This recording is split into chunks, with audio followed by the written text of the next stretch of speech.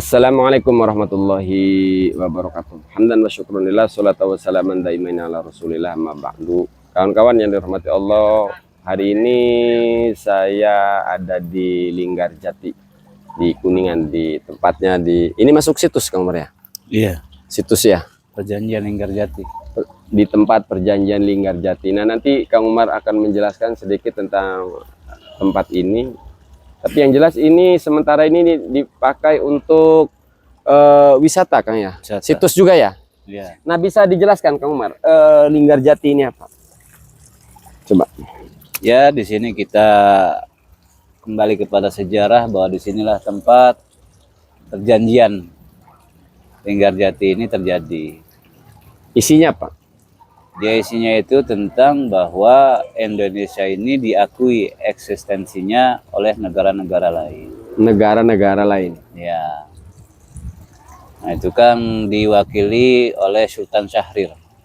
Sultan Syahrir. Nah, Indonesia ini diwakili oleh Sultan Syahrir. Nah, nanti di situ isi perjanjiannya adalah apa? Tentang kemerdekaan Indonesia. Dan nanti akan ditandatangani di tahun 1947 di Istana Negara. Sebelum BPUPKI atau setelah BPUPKI? Berarti sesudah. Sesudah BPUPKI. Ya. Jadi ini untuk legalitas lah. Oh ya, BPUPKI. BPUPKI ini apa nih, Kang? Jadi Badan Pembentukan Usaha Kemerdekaan Indonesia. Persiapan. Oh, baru persiapan, Indonesia. panitia Ya. persiapan kemerdekaan Indonesia. Iya, Itu betul. di dalam BPUPKI ini ada siapa saja yang kumpul? Panitianya ada siapa aja? Panitianya ada dari pihak Jepang ada Ada dari Indonesia juga ada, Dari dari Indonesia. suku Tionghoa juga ada, dari suku Arab juga ada, dan ada beberapa, bukan raja ya, tapi memang para raden lah, juga ada di situ. Hanya beberapa orang. Kenapa waktu pembentukan di dalam kepanitiaan ini, waktu mau membentuk Indonesia, kenapa para raja dan para sultan tidak dihadirkan? Karena waktu itu Pak Soekarno yang mendatangi para raja dan sultan. Oh, jadi dianggap cukup dengan datangnya Soekarno kepada para raja dan para sultan, meminta restu lah secara Meminta kasarnya begitu. dan para raja menyetujui. Agar bahwa Pak Nusantara ini kan terdiri dari berbagai bangsa. Dari bangsa dan negara ya tadi. Iya, ada bangsa Cirebon, Aceh, Banten. dan lain sebagainya. Nah, di situ meminta restu agar semua bergabung dengan kesatuan Republik Indonesia. Dan para raja dan sultan bersedia untuk bergabung. Bersedia untuk bergabung. Pertanyaannya nih, bergabung untuk mengelola sebuah negaranya masing-masing di dalam sebuah nama yang dinamakan Indonesia. Apa bergabungnya itu benar-benar para raja dan para sultan ini memberikan wilayah kekuasaannya mutlak kepada Soekarno waktu itu, kepada panitia? Hanya bergabung bahwa Nusantara ini digabungkan menjadi satu, menjadi negara Indonesia. Berarti dalam pengelolaannya saja kalau begitu. Dalam pengelolaan. Oh, bukan berarti memberikan tanah-tanahnya itu, Pak. Betul. Tapi kok tiba-tiba lalu kemudian seolah-olah tanah-tanah kerajaan ini seolah-olah diklaim seolah-olah milik Indonesia. Padahal mah hak mengelola saja sebenarnya pemerintahan Indonesia itu ya. Hak mengelola. Izinnya izin mengelola lah. Jadi nggak lebih, hanya mengelola. Gitu. Ya, berarti wajar dong kalau lalu kemudian para raja dan para sultan ini timbul di pikirannya lah ini kerajaan juga tadinya bergabung suka sama suka. Ya kalau mau saya urus, ya hak mereka dong kalau begitu, Kang. Kalau Dia cuma bergabung. sangat berhak. Karena itu kan tanah kan berdiri kan sebelum adanya negara Republik Indonesia. Oh iya. Kesultanan ini berdiri sebelum adanya negara Republik Indonesia. Lebih dulu. Dan sangat-sangat membantu perjuangan. Simpelnya gini deh, simpel ya kita bahasa sederhananya begini. Dulu Bung Karno itu datang ke para raja bahwa Raja, Sultan, yuk kita bareng-bareng berjuang, hayu. Sultan, Raja, saya belum punya tentara nih, ya sudah itu. Laskar adat kita masih banyak, prajurit kita masih banyak, silahkan pakai. Kang, kira-kira sekarang kan apa ya, pemerintahan ini kan punya banyak instansi, ada BPN dan lain sebagainya. Kira-kira setiap instansi pemerintah ini kalau ditanya misalnya mulai dari BPN kayak atau DPR kayak, kira-kira kalau ada pertanyaan begini, ada tak surat-surat para raja dan para sultan menyerahkan tanahnya kepada pemerintah? Kira-kira mampu menyuguhkan data nggak pemerintahan kita ini? Jadi itu. Pertanyaan itu yang memang kita tunggu jawabannya. Oh, sudah ditanyakan? Sudah ditanyakan. Sudah ditanyakan. Kalau memanglah tanah ini dihibahkan, maka harus ada surat hibahnya. Kalau memang ini dijual belikan, maka harus ada jual belinya. Jadi sudah jelas, karena negara ini negara administrasi. Kita akui bahwa negara itu memang bagus dengan administrasi. Tapi hal terpenting, nah yang paling menjadi dasar, yang paling menjadi dasar ini justru malah administrasi ini tidak ada. Maka ini sangat penting sekali untuk ditunjukkan gitu. Intinya kalau memang ada penyerahan tanah-tanah kepada pemerintahan Indonesia yang waktu itu dimulai dengan Soekarno ya, kira-kira kalau memang ada dokumen itu tentunya ada di kantor kementerian atau di PT UN ya, harusnya ada. Dan sudah pernah dilontarkan dalam bentuk pertanyaan? Sudah. Dan mereka tak mampu menjawab? Dan mereka tidak mampu menyuguhkan. Tidak mampu menyuguhkan. Nah. Oh, jadi ya kesimpulan sementara, kalau boleh saya ambil kesimpulan sementara ini, sebenarnya para raja dan para sultan ini bergabung mengelola, bukan menyerahkan wilayahnya kepada, menyerahkan dalam tanda kutip, memberikan, mutlak ya, bukan. Memberikan permanen. Iya. Ya. Maka seharusnya pemerintah ini mendudukkan para raja dan sultan. Iya, sebagai seorang pemimpin mereka ini kan berhak mengelola wilayahnya. Pertanyaan sederhananya, kenapa pemerintahan kita tidak melibatkan atau tidak mengikut sertakan para raja dan para sultan, Kang Umar? Kenapa itu? Ya itu jadi pertanyaan besar lagi. Pertanyaan lagi. Karena secara nyata, kenyataan sekarang bahwa para raja dan sultan hanya dijadikan ikon budaya, bukan seorang negarawan. Nah, raja dan sultan ini kan para pemimpin ya. Setelah memilih bergabung dengan Indonesia, kok malah yang berperan aktif di negara kita ini malah ya anggota-anggota dewan, bupati, gubernur, di mana notabene kursi-kursi mereka ini ditempuh dengan jalur ya yang sama-sama kita tahu gitulah ya. Kok jadi berasa kayak nggak adil, Kang Umar?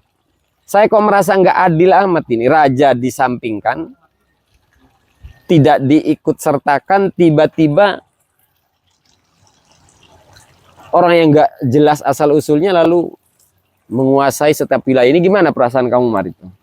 Ya kalau saya pribadi itu kebijakan pemerintah tentang hal-hal seperti itu ya silahkan saja. Akan tetapi kan begitu. Akan tetapi ada apa penghuninya nih, pemiliknya nih, mbok yo izin gitu loh. Iya. Mbok yo dilibatkan, mbok yo disertakan, jangan dihilangkan. Terus selama ini apakah sudah ada komunikasi antara para raja dan sultan ini dengan pemerintah? Ada tidak komunikasi? Sudah sering komunikasi. Isi komunikasinya, Pak? Iya, tentang menanyakan hak-hak tanah-tanah ulayat dan tanah-tanah adat. Nah, perkaranya kan sekarang sinkron belum nih komunikasinya. Contoh terkecil aja, ada satu berita mengatakan bahwa Istana Merdeka itu, Istana Negara itu milik Dendles. Kan ini sangat konyol. Oh, yang Sri Mulyani itu ya? Nah, Ibu Sri Mulyani itu mengatakan bahwa khawatir dengan cucu Dendles yang akan menuntut. Tapi tidak pernah khawatir dengan sang pewaris negeri ini, yaitu para raja dan sultan. Kan lucu itu. Oh, berarti ini sebenarnya kalau boleh saya simpulkan untuk sementara ya, asumsi ini ya, masih bersifat asumsi bahwa kurang komunikasi, kurang harmonis antara hubungan para raja dan para sultan. Karena kalau terjalin komunikasi, Kang, kita ada bukti nyata ya kebijakan pemerintah ini, contohnya PBNU saja ya. Kalau terjalin komunikasi kedekatan antara PBNU saja dengan pemerintah, itu Astagfirullahaladzim. Itu PBNU saja sampai diberikan kewenangan yang luar biasa loh, pertambangan nggak main-main Kang. Itu kan karena terjadi komunikasi. Jadi sudah ada upaya nih dari para raja dan para sultan untuk menjalin komunikasi dan harmonisasi dengan pemerintah. Apakah sudah ada upaya? Sudah ada upaya. Sudah ada upaya untuk terjalinnya harmonisasi. Karena selama ini yang diterima itu hanyalah kompensasi. Mohon maaf, apa kompensasi? Kompensasi itu adalah dana yang diserahkan, ya itu hanya sekali saja. Kompensasi dari mana nih? Kompensasi dari pemerintah, kadang dari perusahaan, kadang dari badan usaha milik negara. BUMN. Ya, sekedar hanya kompensasi saja, tapi tidak terjalin namanya harmonisasi. Gitu. Jadi para raja dan para sultan yang tadinya pemilik tiap wilayahnya ini, setelah Indonesia merdeka lalu dibangun perusahaan-perusahaan di tanah-tanah mereka, lalu para raja dan para sultan hanya dapat kompensasi.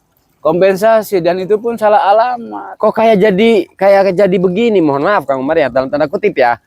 Kesannya kalau cuma kompensasi kayak, ya mohon maaf, tanda kutip kayak pengemis gitu ya. Iya. Bisa nggak diartikan demikian? Kayak tanda kutip nih ya. Diposisikan tangannya di bawah doang gitu. Iya begitu. Nah harapannya apa? Harapan mestinya kira-kira dalam isi harmonisasi itu. Ya harapannya itu adalah ada bentuk pemerintah membentuklah lembaga khusus untuk para raja dan sultan, dan memilih para sultan dan para raja ini mempunyai kewenangan di wilayahnya masing-masing. Kewenangan dan peran. Kewenangan dan peran. Sehingga para raja dan sultan ini yang masih aktif dan kesultanannya itu masih ada itu bisa berkontribusi membantu negara. Ingat, negara Indonesia merdeka itu pun atas bantuan para raja dan sultan. Gitu. Menarik Kang Umar, kok kita jadi tergelitik ya dengan sebuah kenyataan demokrasi ini ya. Warga rakyatnya harus repot-repot memilih wakilnya, memilih pemimpinnya, dan negara harus mengeluarkan anggaran untuk hal seperti itu ya. Pilgub, kepilihan kepala daerah dan lain sebagainya ini. Sementara yang pemimpin asli para raja dan para sultan malah dibiarkan, tidak diikut sertakan ya. Iya, kan aneh ini. Dicuekin. Kan aneh, lalu tiba-tiba repot-repot membangun atau membuat ini gitu. Artinya ya kalau ya tetap yang sudah ada kita punya prinsip begini, al muhafadzatu 'alal qadimis shalih wal akhdhu bil jadidil aslah. Kalau sistem yang sudah ada ini dianggap sistem baik, saya setuju ya, ada dewan, ada bupati. Tapi kalau prinsipnya tadi, dan ini prinsipnya NU banget Kang, al muhafadzatu 'alal qadimis shalih wal akhdhu bil jadidil aslah. Menjaga tradisi lama yang baik. Nah, sistem raja ini kan udah baik. Wal akhdhu bil jadidil aslah, mengambil langkah yang lebih baik. Ada suara rakyat yang dimintai keterangannya. Kepada siapa kamu menentukan perwakilan kamu di rakyat? Itu kan lebih baik. Betul. Cuma yang menjadi menarik, dibentuklah dewan, DPR, bupati, camat, tapi peran raja malah dibuang. Iya. Ya, kita pun sebetulnya, atau jangan-jangan pemerintah ini punya khawatiran. Seperti contohnya Sri Mulyani itu Kang. Nah, bisa jadi seperti itu. Karena ada yang namanya aspirasi dewan. Ya, para raja pun harus ada dong aspirasi. Berikanlah peran. Boyo jangan tutup mata teruslah.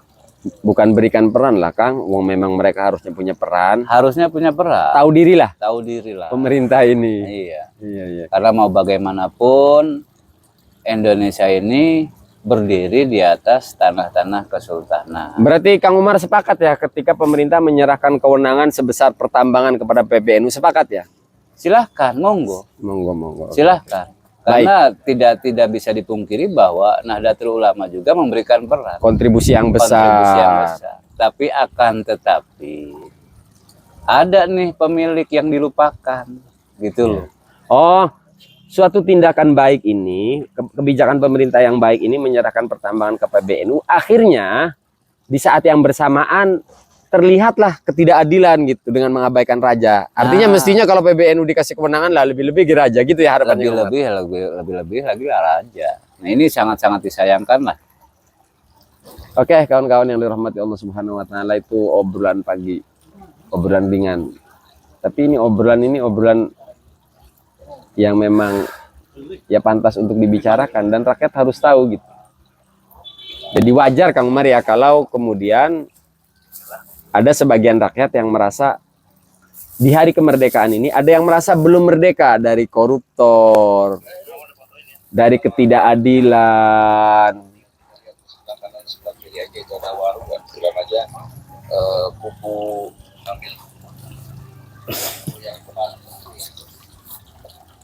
Jadi Kang Umar sendirilah sebagai anak bangsa, sebagai rakyat, apakah kita dalam tanda kutip benar-benar sudah merdeka? Benar-benar sudah merdeka, Kang? Kalau kita bersifat merdeka terlepas daripada namanya perang, sudah. Sudah, oke. Tapi penjajahan model baru itu sangat banyak. Seperti apa penjajahan model baru nih? Ya contoh terbaru lah. Ketika seorang sudah punya keyakinan bahwa jilbab itu sebuah kewajiban, kan begitu. Oh iya iya. Ya kan? Iya, iya. Ini dijajah dengan sebuah aturan. Kan lucu.